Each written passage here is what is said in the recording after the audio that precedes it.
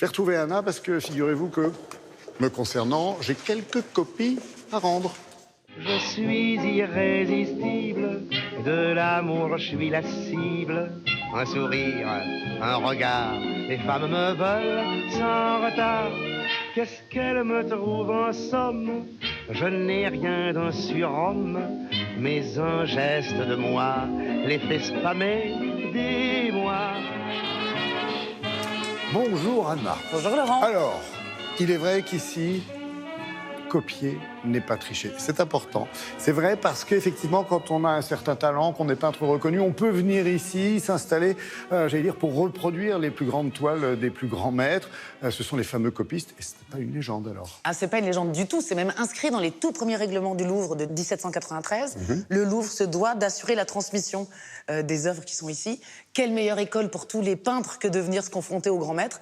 C'est en fait vraiment une tradition académique et ils s'y plient tous. Alors ils peuvent être professionnels, amateurs. C'est ça, tout le monde ne peut pas venir quand même. Bah, si vous voulez venir avec un petit calepin et un crayon, personne ne vous empêchera jamais de dessiner. Mais dès que vous avez besoin d'un petit peu plus de matériel, alors il faut qu'on vous attribue un chevalet. Il suffit de pouvoir prouver qu'on maîtrise les arts de l'huile à l'ancienne. Et puis on vous donne un chevalet, il faut attendre un tout petit peu, quelquefois jusqu'à 2 ans. Anna, il y en a beaucoup de ces copistes, vous en avez vu beaucoup ici? On en a vu 2. On en a vu 2 extrêmement motivés. Imaginez que c'est un peu comme installer son bureau sur l'autoroute. Vous allez voir qu'on a vu notamment José, ou alors encore une autre, installée au revers de la Simès de la Joconde. Autant vous dire qu'il y a beaucoup de visiteurs qui regardent ce qu'elle fait à chaque instant.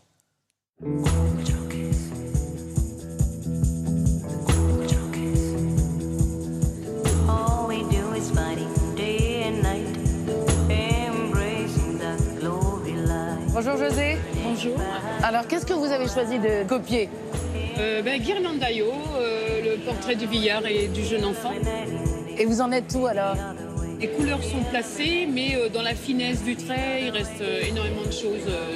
Dans l'émotion et la délicatesse, c'est ça le plus dur.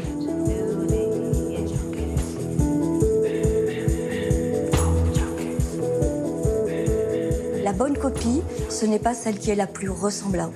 La bonne copie, c'est celui qui a compris le mécanisme et la technique. Parce que c'est un dialogue silencieux, la copie.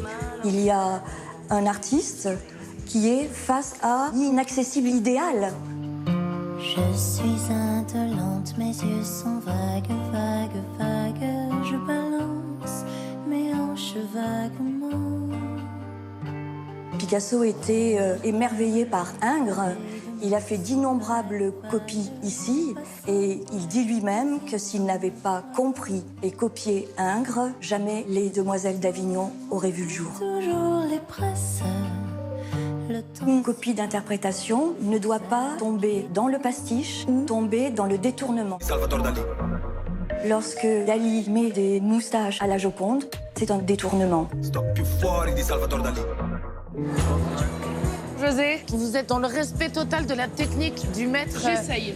J'essaye de saisir en fait le coup de pinceau qu'il a donné, l'émotion qu'il a eue quand il était devant sa toile à réfléchir comment il allait faire. Et j'essaye en fait de capter ça pour le retransmettre.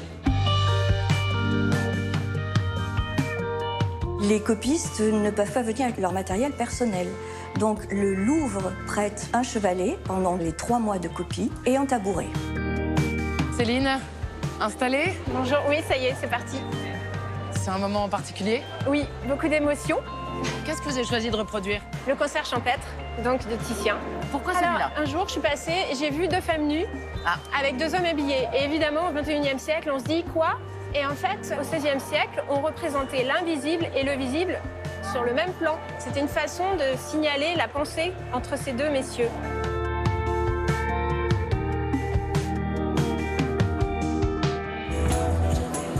José, vous êtes contente là? Vous l'avez attrapé? Non, je suis pas encore satisfaite justement. J'essaye vraiment de... Non, je suis pas du tout satisfaite.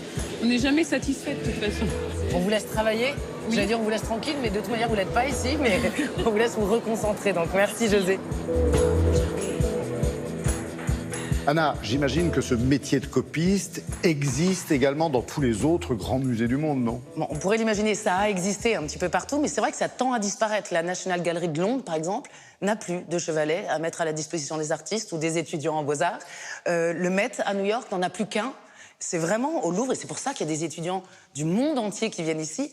Il y a 50 chevalets, 150 artistes vont pouvoir chaque année travailler face aux grands maîtres. Ils ont chacun 3 mois à dédier à ça. Ça fait une spécialité de plus ici au Louvre, Absolument. à Paris. Merci en tous les cas pour ces informations assez étonnantes, cette découverte du métier de copiste.